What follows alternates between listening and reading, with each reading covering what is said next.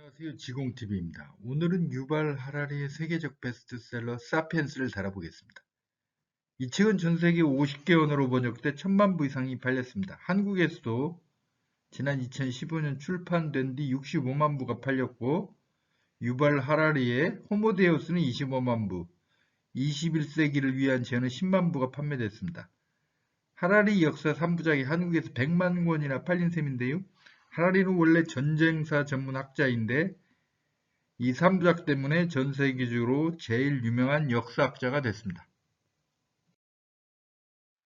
2019년 11월 25일 현재 미국 아마존닷컴 사피엔스 코너를 보면 북 리뷰가 6,490개가 있는데 별 5개 만점에 평균 평점이 4.5개, 즉 90점입니다. 한데 이상하게도 북 리뷰 가운데 가장 평점이 높아 상위 1, 2위에 랭크된 건 사피엔스에 딱 별 1개를 줬습니다. 100점 만점에 20점 준 셈이죠. 북 리뷰 1위 평점은 이 책에 대한 높은 평가 때문에 읽어봤는데 실망했다. 책을 읽어갈수록 과학적 사실은 볼 수 없고 저자의 개인적 의견만 나쁜 방식으로 반복된다는 걸 느낀다고 평가했습니다. 2위에 랭크된 북 리뷰는 바보가 되지 말라. 이 책은 과학이라는 이름을 가졌으나 의견의 가장 무도회에 불과하다는 제목으로 비난했습니다. 한마디로 저자의 개인 의견만 있을 뿐 과학적 근거는 없다 이겁니다. 아마존닷컴에 실려있는 사피엔스 북 리뷰 가운데 이 책에 낮게 점수를 준 사람들이 공통적으로 지적하는 게 사피엔스는 주장만 있지 이를 뒷받침하는 과학적 근거가 없다는 겁니다. 저도 마찬가지로 봅니다. 제 생각으로는 사피엔스는 과대평가된 책입니다. 주장만 있지 그걸 뒷받침할 만한 과학적 근거, 팩트가 없습니다. 그 이유를 하나씩 알아보도록 하겠습니다. 사피엔스의 핵심 주장은 인류의 역사는 통합을 향한 역사였다는 겁니다. 호모 사피엔스는 20만 년 전 아프리카 동북부에서 출현해 7만 년 전 중동으로 이동했고 4만 5천 년 전쯤 유럽과 아시아, 오스트레일리아로 움직였습니다. 1만 2천년 전쯤 시베리아를 통해 아메리카까지 건너갔고 결국 전 지구를 정복했습니다. 하라리는 이렇게 설명해요. 상업, 제국, 보편 종교는 모든 대륙의 모든 사피엔스를 오늘날 우리가 사는 지구촌 세상으로 끌어들였다. 큰 그림을 보면 다수의 작은 문화에서 몇 개의 큰 문화로 마지막에는 하나의 전 지구적 사회를 이행하는 것은 인간사의 역학에 따른 필연적 결과다. 지구에는 기원전 1만 년경 수천 개의 집단이 공존했고 기원전 2000년에는 수백 개, 많아야 2, 3천 개로 줄었다. 서기 1450년에는 더 줄었고 90%의 인류는 앞으로 아시아라는 단 하나의 큰 세상에 살았다. 나머지 10분의 1은 메소아메리카, 안데스세계, 호주세계, 하와이에서 뉴질랜드에 이르는 대양세계에 살았다.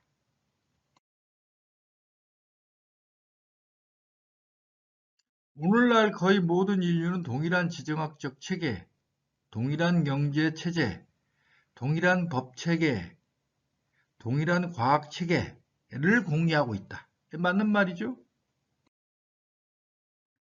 하라리는 호모사피엔스 역사의 결정적 계기를 7만 년 전 발생한 인지혁명으로 봅니다.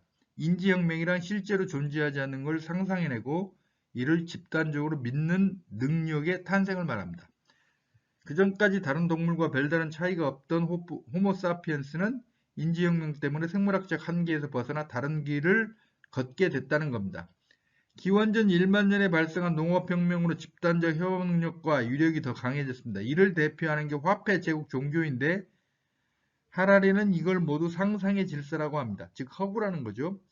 1600년대 이후 과학혁명으로 사피엔스의 능력은 더 강화됐고 특히 미래에는 바이오 기술의 발달로 현재 호모 사피엔스와는 다른 신, 인류, 초인, 즉 인간이 신이 되는 경지에 이르게 될 거라는 겁니다. 하라리는 도구 사용 그 자체보다도 인간의 집단적 협력이 인류 역사에서 훨씬 더 결정적이었다고 봅니다. 돌칼 돌창으로 무장한 호모사피엔스는 혼자서 사자를 못 이기지만 10여 명이 집단적으로 협력하면 사자를 사냥할 수 있습니다. 인간 상상의 특징은 혼자 상상하는 게 그치는 게 아니라 이를 남들에게 설명해서 믿도록 하는 겁니다. 이게 가능한 건 인간 언어 때문입니다. 존재하지 않는 걸 남에게 믿게 하려면 자세하게 설명해야 하는데 인간 언어는 이걸 가능하게 합니다. 동물의 울음소리, 몸짓은 간단한 의사표현만 가능합니다. 작은 새가 울면 독수리가 나타났다. 이 정도 정보 전달에 그칩니다. 그러나 인간은 예를 들어 공통의 신을 믿는다면 단결력이 향상되고 집단적 협력을 강력하게 할 수 있습니다. 한데 문제는 집단적 협력으로 인간 전체의 힘은 커졌지만 개인은 팍팍한 삶을 살아왔다는 겁니다. 예를 들어 농업으로 인간이 환경을 바꾸는 힘은 커졌지만 농부는 수렵채집민보다 훨씬 더 많이 일하면서도 영양가는 더 떨어지는 음식을 먹고 질병이 더 취약해졌습니다. 1600년대 이후 유럽 제국의 확대는 인류 전체적으로는 인간 힘의 확대였지만 아메리카, 아프리카에게는 재앙이었습니다.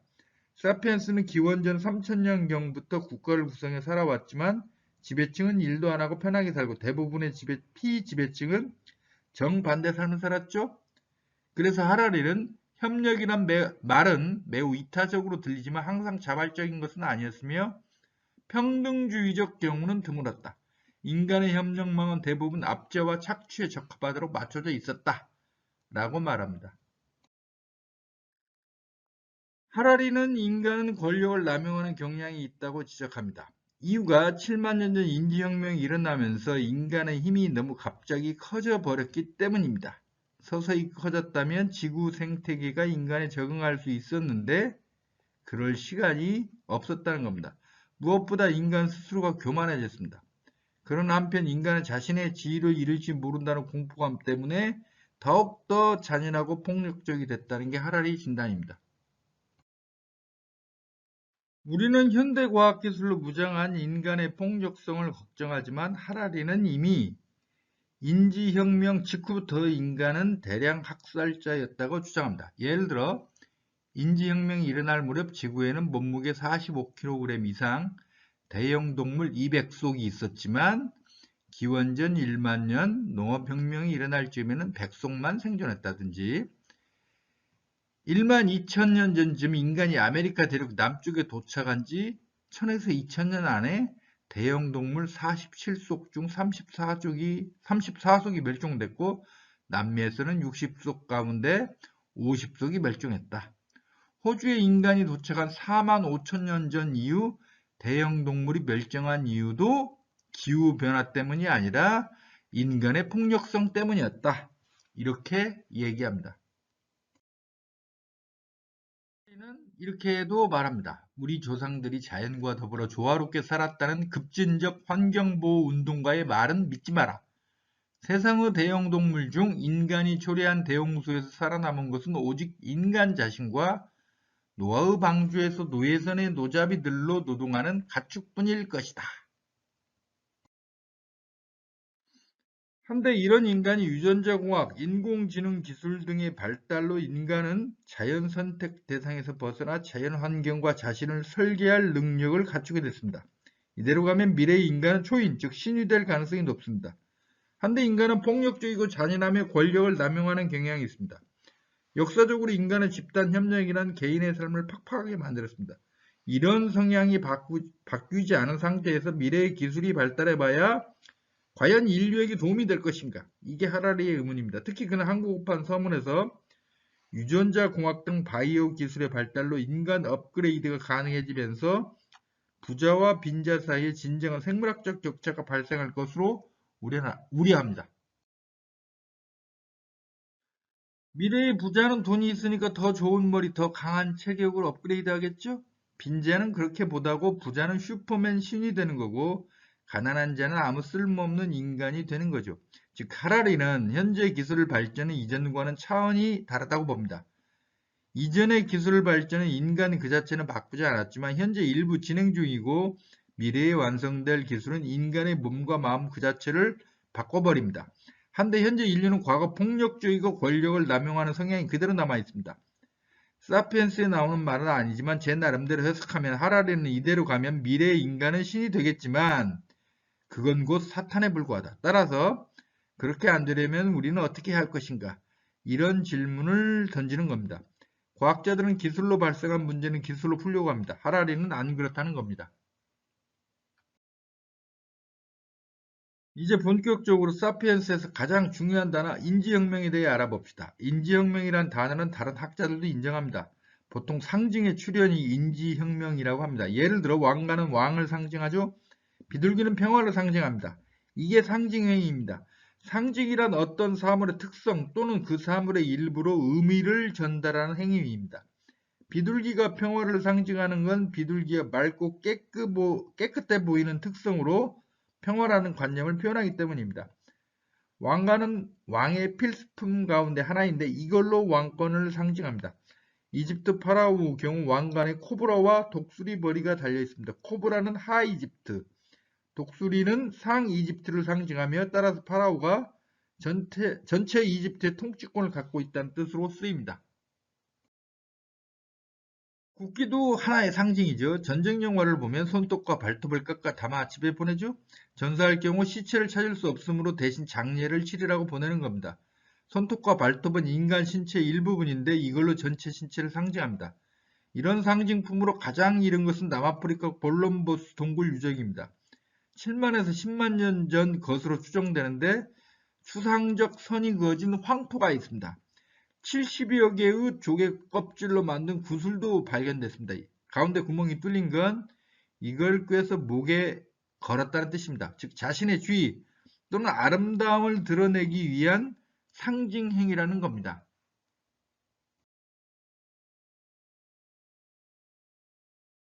지난 2006년 노르웨이 오슬로 대학은 아프리카 보츠와나에서 7만 년 전 인류가 비단뱀을 숭배했음을 보여주는 증거를 발견했다고 발표했습니다. 자연 암석을 일부 깎아 비단뱀 모양으로 만들어 숭배한 건데 종교를 어떻게 규정하느냐에 따라 약간 다르지만 인류의 종교적 행동이 이 정도로 오래됐다는 겁니다. 종교는 가장 대표적인 상징 행위입니다. 동물에게는 종교 행위가 전혀 관측되지 않습니다. 한데 하라리는 인지혁명을 다른 학자들과 비슷한 듯 하면서도 약간 다르게 규정합니다. 7만 년 전부터 3만 년 전 사이에 출현한 새로운 사고방식과 의사소통, 우연히 일어난 유전자 돌연변이가 사피엔스 내부 배선을 받고 발생, 전에 없던 방식으로 생각할 수 있게 됐으니 완전히 새로운 유형의 언어를 사용해서 의사소통을 할 수 있게 됐다. 여기까지는 뭐 대충 다른 학자들과 비슷해요. 한데 결정적 차이는 이겁니다. 인지혁명으로 집단적 상상이 가능해지고 그 결과 집단적 협력이 가능해졌다. 집단적 협력 때문에 200만 년간 다른 동물과 별 차이가 없던 인간이 생물학적 한계를 벗어나 동물과 달라졌다. 즉 다른 학자들은 인지혁명과 인간의 집단적 협력을 연결시키지 않는데 하라리는 연결시킵니다. 이게 차이점입니다. 하라리는 인지혁명의 중요한 사례로 3만 2천년 전 상하로 만든 독일 슈타델에서 발견된 사자 남자상을 예로 듭니다. 사자 머리에 사람의 몸을 한 생명체는 지구에 없지만 인간은 이를 상상해냅니다. 이 의미를 설명함으로써 타인에게 믿게 만들고 그래서 집단적 상승이 가능하게 됩니다. 물론 이는 집단적 협력으로 이어집니다. 하라리는 이런 집단적 상상이 현대에도 여전히 기능한다고 주장합니다. 프랑스 푸조 자동차의 엠블럼은 사자인데 푸조는 유한 책임회사라는 법적 상상의 산물이라는 겁니다. 하라리는 실제를 두 개로 구분합니다. 객관적 실제와 가상의 실제. 객관적 실제는 산, 나무, 강 등을 말하고 가상의 실제는 신, 국가, 법 등을 말합니다. 가상이라고 하니까 허구의 산물인데 이게 거짓말과는 다르다는 게 하라리 주장입니다. 거짓말은 사람이 믿을 수도 있고 안 믿을 수도 있죠. 하지만 가상의 실제는 모든 사람들이 믿는 것을 말합니다. 신, 국가, 법 등은 모든 사람이 믿습니다. 하라리가 인지혁명에 주목하는 이유는 몇 가지가 있습니다. 몇만 년 전 호모 사피엔스는 네안데르탈인, 데니소바인, 호모 솔로엔시스 등 6종의 인류와 공존했습니다. 한데 다 멸종하고 호모 사피엔스만 살아남았습니다. 특히 네안데르탈인은 호모 사피엔스보다 체격도 더 크고 두뇌도 10%가량 컸고 현생 인류와 2 내지 4%의 유전자를 공유합니다. 프랑스 남부의 알타미라 동굴벽화 등 이런 동굴벽화가 200호 존재합니다. 호모사피엔스가 이걸 그리고 있을 때 네안데르탈인이 아직 생존했지만 결국 3만 년 전 멸종했습니다. 데니소바인도 현생 인류와 유전자를 1 내지 4% 공유하지만 결국 멸종했습니다. 인지혁명 때문에 호모사피엔스만 오늘날까지 생존하고 있다는 게 하라리 주장입니다. 네안데르탈인은 그들이 남긴 유물로 볼 때 호모사피엔스보다 상징 능력이 상당히 떨어졌다는 게 일반적 평가입니다. 하라리는 전통적이고 정적인 패턴으로 협력하는 50명의 네안데르탈인은 융통성이 많고 창의적인 사피엔스 500명의 상대가 되지 않았다. 네안데르탈인은 사자가 어디 있는지에 대한 정보는 공유할 수 있었지만 픽션을 창작할 능력이 없어 대규모의 협력을 효과적으로 이룰 수 없었다 라고 평가합니다. 유럽 대륙 중심부 호모사피엔스 유적지에는 지중해나 대서양 연안에서 온 조개 껍데기가 있습니다. 여러 사피엔스 무리들의 장거리 교육의 결과입니다. 그러나 네안데르탈인 유적지에는 교역 증거가 없고 각자 현지에 있는 재료로 자신이 쓸 도구를 만들었습니다. 교역은 신뢰 없이 존재할 수 없는데 호모사피엔스는 서로 모르는 사람들끼리도 신뢰를 쌓고 협업할 수 있었다는 겁니다. 인류 조상은 250만 년 전 출현했지만 하라리 생각에 계속 연약한 동물에 불과했습니다.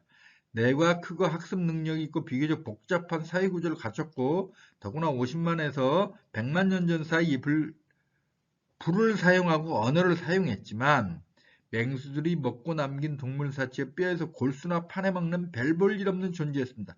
인류 초기의 석기가 골수를 빼먹는 데 특화되어 있다는 게 그 증거라는 겁니다. 인류가 비로소 생태계 최상위 포식자로 뛰어오른 건 호모사피엔스가 출현하고 나서 한참 뒤인 10만 년 전 무렵이라는 게 하라리 생각입니다. 호모사피엔스는 7만 년 전 중동에 도착한 이후 여러 대륙으로 퍼졌습니다. 한데 10만 년 전에도 아프리카를 벗어나 중동에 도착했다는 증거가 있습니다. 한데 당시는 더 이상 퍼져나가지 못했습니다. 왜 그럴까? 하라리는 당시 중동을 차지하고 있던 네안데르탈인에 막혀 이동이 실패한 걸로 봅니다. 10만 년 전은 인지혁명 발생하기 전으로 호모사피엔스는 네안데르탈인의 경쟁 상대가 아니었다는 거죠. 7만 년 전에서 3만 년 전 사이 배, 기름, 등잔, 활과 화살, 바늘, 예술품과 장신구 등이 등장하는데 다 이게 인지혁명 탓이라는 겁니다.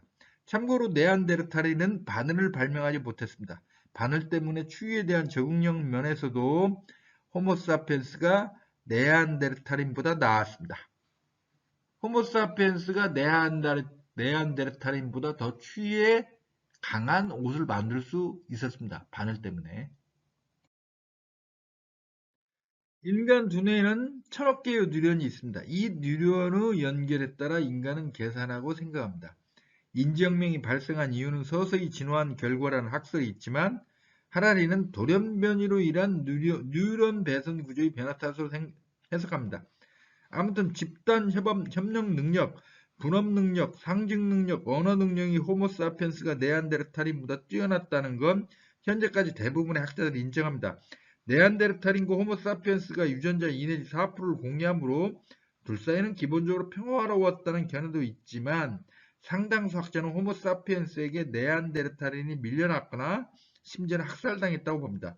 1500년대 아메리카에 스페인인들이 도착하면서 원주민 90% 이상이 제거된 것과 비슷하다는 겁니다. 인간의 인지혁명이 가능했던 건 한편으로 50만에서 100만 년 전 사이 불을 사용하고 언어를 사용했기 때문입니다. 불을 사용해 음식물을 익혀 먹음으로써 소화시간을 단축하죠. 날 것이라면 먹을 수 없었던 것도 먹을 수 있습니다. 불의 사용으로 식량이 다양화되고 소화시간을 단축하고 음식물에 들어있는 각종 균을 죽임으로써 안전하게 되고 인간의 거대한 뇌에게 충분한 영양소를 공부할 수 있었습니다. 인간의 뇌는 휴식기간 중에도 인간 신체가 필요한 에너지의 25%를 소모합니다. 불의 사용이 없었다면 이런 거대한 뇌를 유지할 수 없었을 겁니다. 언어 사용이 실제로 존재하지 않는 허구를 집단적으로 믿게 하는데 큰 역할을 했다는 건 이미 말씀드렸죠. 집단 협력을 하는 동물들은 많습니다. 하지만 개미, 꿀벌 등은 페로몬이라는 화학물질에 의한 의사소통을 합니다. 한정적이고 경직돼 있어요. 늑대, 사자, 하이에나 등은 집단 사냥을 합니다. 하지만 가까운 친척하고만 합니다. 인간만이 낯선 이방인들하고 집단 협력을 합니다. 예를 들어 우리 일상생활에서 중국제 제품 많이 쓰죠? 우리가 전혀 모르는 낯선 중국 노동자가 만든 제품을 우리는 사용하는 것. 이런 건 동물에게서는 절대 발생할 수 없는 일입니다.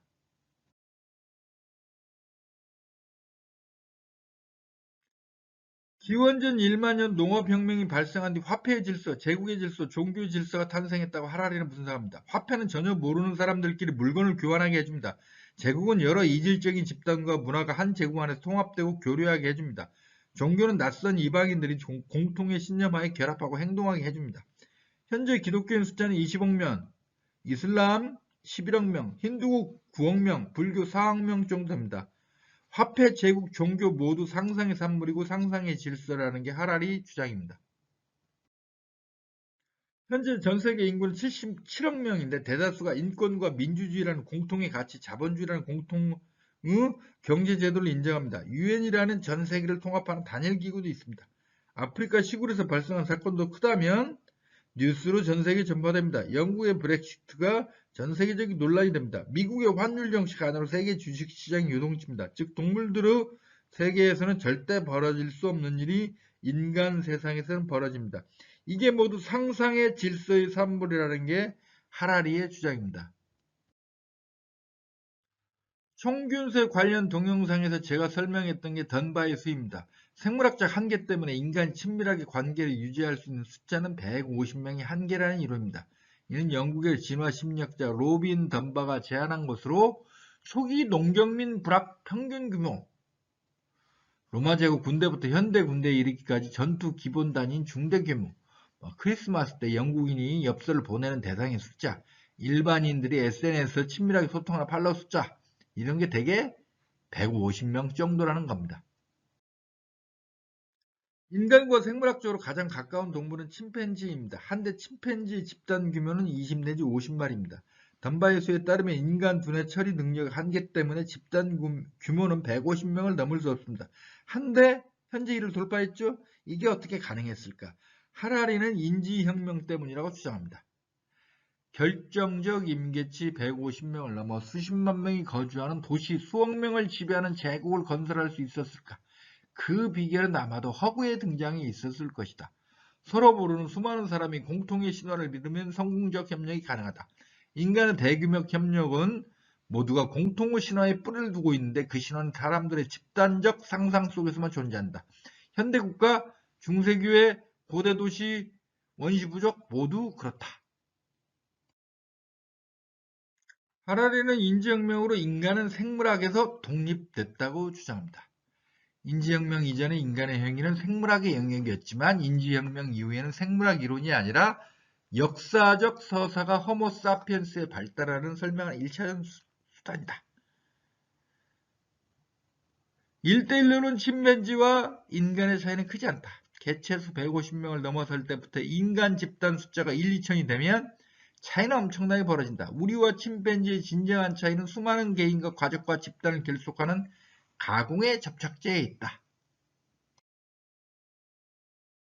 그러나 하라리 주장에는 많은 반론이 가능합니다. 우선 인지혁명을 인정하는 학자들도 있지만 없다고 비판하는 학자들도 많습니다. 또 인류 선조들의 두뇌는 서서히 커져왔습니다. 오스트랄로피테쿠스 때 350에서 400cc, 이거는 침팬지 수준입니다. 호모 에렉투스 때 800에서 900cc, 하이델베르크린이나 네안데르탈인 때는 이미 현생 인류만큼 커졌습니다. 한데 이들이 최소한 40만에서 50만 년 전에는 탄생했습니다. 인지혁명은 부루 사용과 언어 사용이 없었다면 절대 위력을 발휘할 수 없습니다. 한데 둘 다 50만에서 100만 년 전 발생했습니다. 즉 7만 년 전 인지혁명이 발생하기 한참 전에 이미 인류는 불과 언어를 사용했습니다. 사진은 독일 쉐닝겐에서 발견된 8자루의 나무창으로 하이델베르크인이 사용한 겁니다. 돌과 나무창은 차원이 다릅니다. 하라리는 인류 초기 돌은 맹수들이 버리고 간 동물들의 사체에서 골수를 빼먹는 용도였고 따라서 인간은 주변부 동물에 불과하다고 주장했습니다. 한데 나무차의 사용이란 인간의 선조가 대형 동물을 사냥했다는 뜻입니다. 즉 인지혁명이 발생하기 한참 전인 40만 년 전에 인류는 생태계에서 최상의 포식자의 위치에 섰다는 증거입니다. 하라리는 몇만 년 전 호모사피엔스는 네안데르탈인, 데니소바 등 최소 6종의 인류와 공존했지만 왜 호모사피엔스만 생존하게 됐을까? 이런 의문을 던지고 인지혁명 때문이라고 주장합니다. 한데 호모사피엔스 역사 20만 년에 불과합니다. 호모 에렉투스는 100만 년, 네안데르탈인 40만에서 50만 년 생존했어요. 과연 앞으로 호모사피엔스가 20만 년 더 생존 가능할까요? 이대로라면 몇천 년 더 생존할지도 의문입니다. 즉 겨우 20만 년밖에 안 된 호모사피엔스의 생존을 놓고 다른 인간들보다 더 우수했고 그 비결이 인지혁명이라고 주장하기는 힘들다는 겁니다. 우리는 흔히 공룡은 변화에 적응하지 못해 큰 덩치에도 불구하고 멸종했다고 말합니다. 하지만 이건 하루살이가 불사져보고 생명의 유한함을 말하는 격입니다. 공룡은 지구를 1억 5천만 년간 지배했습니다. 이에 비해 인류가 침팬지와 분리된 건 겨우 600만 년 전에 불과합니다. 하라리나 화폐, 제국, 종교 등이 모두 상상의 질서라고 하지만 이것들은 결코 상상만으로 유지되지 않습니다. 한 예를 들어볼게요. 모든 길은 로마로 통한다는 말이 있죠. 지도는 서기 125년대 로마의 도로방입니다. 로마 제국 시대 건설된 도로가 아직도 사용될 정도로 튼튼하게 만들었고 로마 제국을 구석구석 연결했습니다. 로마 제국은 이런 도로망, 강력한 군대, 치밀한 행정 조직 등 물리적 실체로 통합을 유지한 겁니다. 단지 로마 제국 시민이라는 공통의 신념 하나로 유지된 게 아닙니다. 로마뿐 아니라 역사상 존재했던 모든 제국 다 마찬가지였습니다. 몽골 제국의 우편망은 방대하고 정교하기로 유명했습니다. 안 그러면 제국을 통합할 수 없었으니까요. 현대 세계가 지구촌이 된 것도 교통통신의 발달 덕분이지 단지 민주주의나 자본주의에 대한 공통의 신념 때문이라고 보기는 힘듭니다. 즉 건축물에 비유하자면 물질은 건물의 뼈대인 골조, 철골에 해당하고 상상의식은 접합재인 모르타르 정도라고 할 수 있습니다. 모르타르가 있다면 건물은 접합력이 더 강해지지만 기본적으로 골조나 철골이 없다면 건물 자체가 유지되지 않습니다. 하라리는 3만 2천 년 전 독일 슈타델의 사자 남자상과 현대 푸조 자동차의 엠블럼을 비교하면서 둘 다 상상의 산물로 똑같다고 합니다. 그러나 푸조가 전 세계에서 20만 명이 넘는 사람을 고용하고 해마다 150만 대의 자동차를 생산하는 건 20만 명이 푸조라는 허구를 믿기 때문이 아닙니다. 20만 명이 실체적으로 월급을 받고 그들이 일할 공장이 있으며 차를 판매할 판매망이 존재하기 때문입니다. 푸조 직원 사이 어떤 차를 얼마나 생산할지 의사소통이 가능한 건 허구를 창작해서 말했기 때문이 아니라 구체적인 시장 조사를 기반으로 이메일로 화상통화로 경영진 회의에서 서로 만나서 얘기했기 때문입니다. 하라리는 이걸 다 무시하고 푸조 직원들의 집단 협력을 허구의 산물이라고 주장합니다.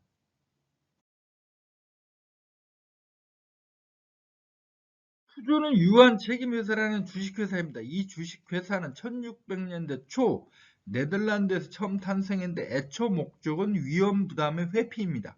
당시 네덜란드 동인도에서 선박이 인도네시아에서 향신료를 싣고 오면 200 내지 300배 이익이 발생했습니다. 한데 그때는 항해 기술이 열악해 배 10척이 출발하면 제대로 돌아오는 건 5척이 안 됐습니다. 기대이익은 엄청나지만 배 한 척 출항비용을 혼자 부담했다가 배가 난파하거나 돌아오지 않으면 파산하겠죠? 그래서 무역선박의 출항비용을 분담해 선박이 난파하더라도 혼자 독박 쓰는 걸 피하기 위해 만들어진 게 주식회사입니다. 즉 주식회사는 전형적인 인간 집단적 협력의 상징이지만 하라리가 주장하던 허구의 산물이 아니라 구체적인 물질적 과정의 산물입니다. 하라리는 화폐도 상상의 산물이라고 주장합니다. 그는 금은 장신구나 왕관 등의 상징품을 만드는 용도일 뿐 내재적 가치가 없다고 봅니다. 그러나 금이 화폐가 된 건 일단 귀에서 적은 양으로 많은 가치를 대변하기 때문입니다. 따라서 적은 양만 들고 다녀도 화폐 구실을 할 수 있습니다. 금은 나누기 쉽습니다. 필요할 때 가치에 맞게 나눠 쓰면 됩니다. 무엇보다 금은 오래 놔둬도 변질되지 않습니다. 역사상 곡물이나 비단, 소금 등 화폐로 쓰였던 이유가 바로 여기에 있습니다. 즉 금은 내재적 가치가 충분하기 때문에 화폐가 된 거지, 하라리가 말하듯이 상상의 산물인가? 그렇게 보기는 힘듭니다. 하라리는 인간의 생물학적 한계인 던바의 수 150명을 넘어선 건 허구의 등장 때문이라고 주장합니다. 공통의 신화를 믿게 됨으로써 수천만 명, 수억 명의 거대한 집단을 이루게 됐다는 거죠. 하지만 던바의 수를 돌파한 건 기원전 1만 년 농업혁명 때문입니다. 수렵채집 시대에 인류는 25명 안팎의 집단으로 생활했습니다. 제곱킬로미터당 인구가 0.1명을 넘기 힘들었습니다. 왜냐하면 야생식물, 야생동물 채집과 사냥으로 살았기 때문에 이 이상의 인구면 해당 지역 자원이 금방 고갈되기 때문입니다. 인정명은 7만 년 전 등장했죠. 한데 왜 기원전 1만 년 농업 탄생할 때까지 인간은 공통의 신호를 발명하지 못했고 제국을 이룩하지 못했을까요? 농업이 없었기 때문입니다. 혹시 원시인 그 누군가가 수천만 명이 살아가는 제국을 상상했다고 하더라도 이를 실현한 방법이 없었습니다.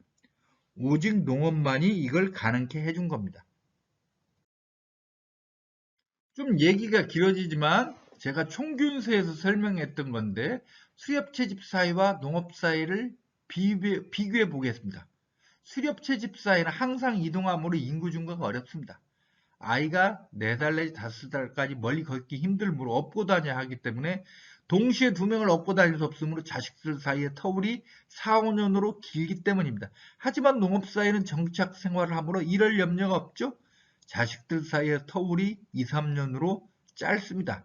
제곱킬로미터당 인구 밀도도 수렵채집 사회는 0.1에서 아주 많아야 1명이지만 농업사회는 평균 10명 이상입니다. 특히 4대 문명이 탄생하기 직전 해당 지역의 인구 밀도는 제곱킬로미터당 300에서 400명 수준이었습니다. 수렵채집사회는 집단 평균 규모는 25명 정도, 농업사회는 기본 150명 이상이고 기원전 3000년 국가 탄생 때는 수만 명 수준이었습니다. 수렵채집사회는 사유재산이 없습니다. 축적이 불가능하므로 사유재산이 없는 거죠. 이에 비해 농업사회는 정착생활로 저장 축적이 가능하므로 사유재산제가 발달하고 따라서 구성원들이 정치 경제적으로 불평등하게 됩니다.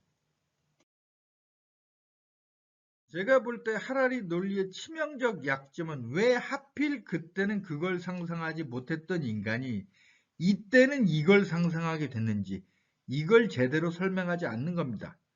예를 들어 기원전 1750년경 함무라비 법전이 만들어지는데 이 법전의 기본 정신은 위계 질서와 인간의 불평등은 당연하다입니다.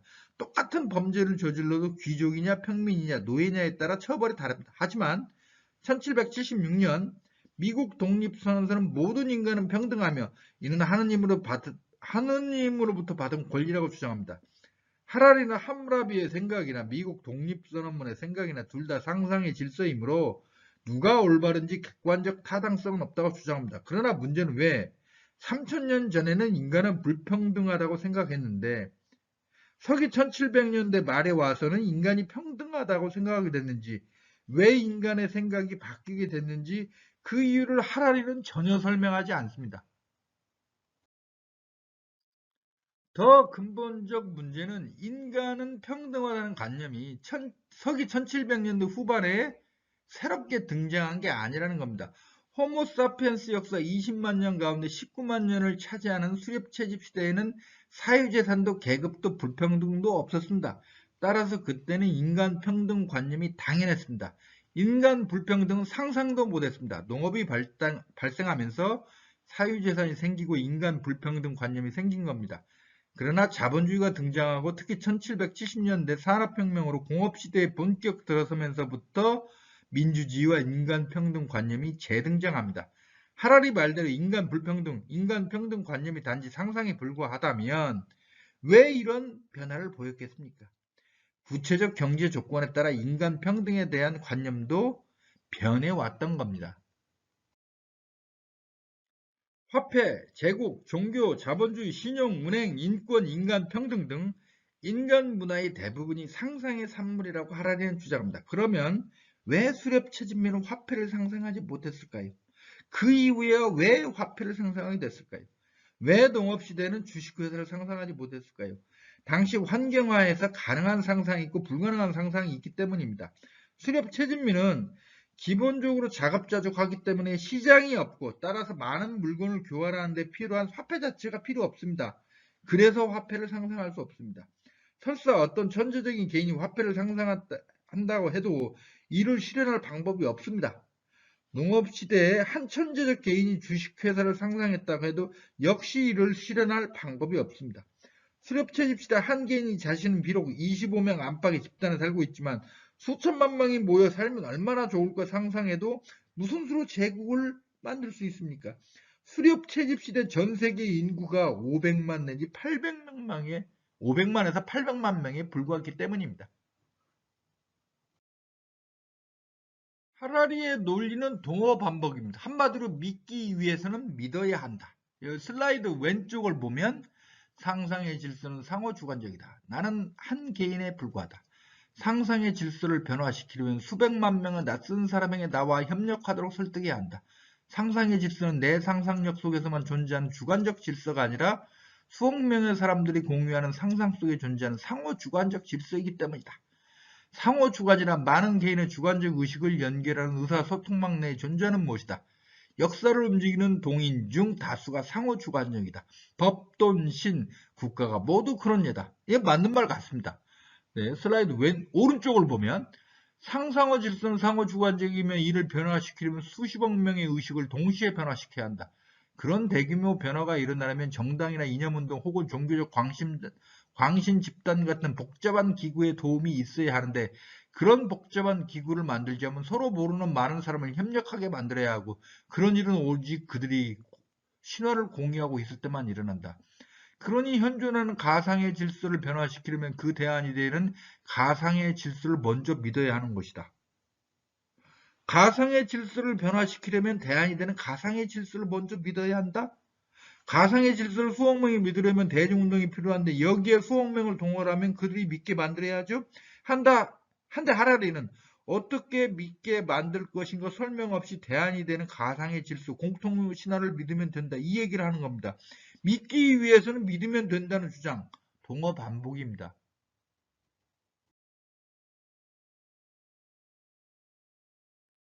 사실 가장 대량으로 그리고 신속하게 수억 명의 생각을 바꾸는 건 환경의 변화입니다.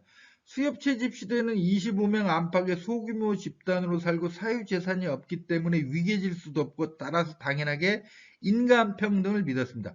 농업시대는 환경이 달랐으므로 전 세계 어디서나 인간은 불평등하고 생각했고 공업시대에는 자본주의가 등장했고 시장에서는 1대1로 대등한 위치에서 거래를 하므로 인간평등 관념이 다시 등장한 겁니다. 전 세계가 인권, 민주주의, 자본주의 등의 비슷한 관념을 공유하는 것도 교통통신의 발달로 하나로 연결됐기 때문이지 단지 공통의 신화를 믿은 까닭이 아닙니다. 하라리는 인간의 행동은 자유의지가 아니라 호르몬 유전자 시냅스에 결정된다는 주장을 펴는 과학자들이 점점 늘고 있다. 이렇게 썼습니다. 시냅스는 인간 두뇌에 1000억 개 있는 신경세포인 뉴런 사이의 연결 지점을 말합니다. 여기를 통해서 뉴런 사이의 신경전달 물질이 통과하고 이 과정에서 의식이 형성됩니다. 한데 호르몬 유전자 시냅스는 자유의지가 없습니다. 화학물질에 불과하니까요. 따라서 환경에 반응해서 작용합니다.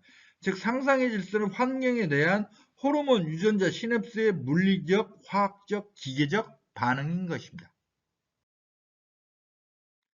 하라리는 제레드 다이아몬드 총균세의 영감을 받아 사피엔스를 저술했다고 합니다. 한데 결론은 정반대입니다. 총균세는 어느 지역에서의 문명의 탄생과 발달은 그 지역 사람들의 지적 능력과는 별 상관이 없고 지리 환경이 결정한다고 봅니다. 지리 환경 결정론이고 전형적인 물질주의적 역사 해석을 합니다. 한데 하라리는 거꾸로 상상 결정론입니다. 그는 인간의 정신, 문화의 관점에서 역사를 해석하는 정도를 넘어 정신이 곧 역사를 결정한다고 봅니다. 두루 공통점은 역사를 크게 보는 빅히스토리지만 결론은 정반대입니다. 이런 비판에도 불구하고 사피엔스는 나름대로 의미가 있는 책입니다. 우선 시각이 독특합니다. 인류 역사를 집단 협력의 역사로 파악합니다. 또 시야가 넓습니다. 대부분의 역사책은 기원전 3000년 최초의 문명 탄생 이후만 서술하지만 이 책은 우리 시야를 20만 년 전까지 호모사피엔스가 탄생했을 때 바로 그때까지 넓혀줍니다. 또한 이 책은 사실들의 단순한 나열이 아닙니다. 인류 역사를 인지혁명, 농업혁명, 과학혁명이라는 간단한 세 개의 키워드로 설명합니다. 또한 통시적이에요. 과거만 얘기하는 게 아니라 인류의 흐름을 소개하면서 미래까지 얘기합니다.